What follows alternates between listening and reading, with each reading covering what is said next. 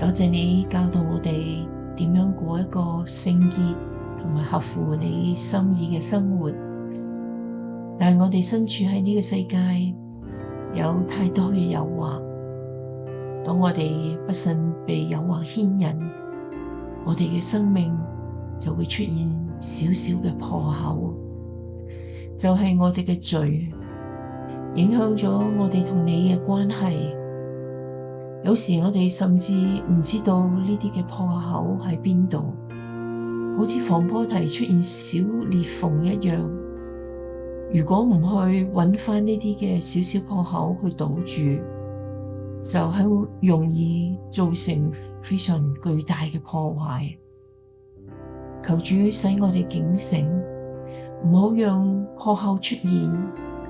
假若出現咗，求主幫助我哋去揾返呢啲嘅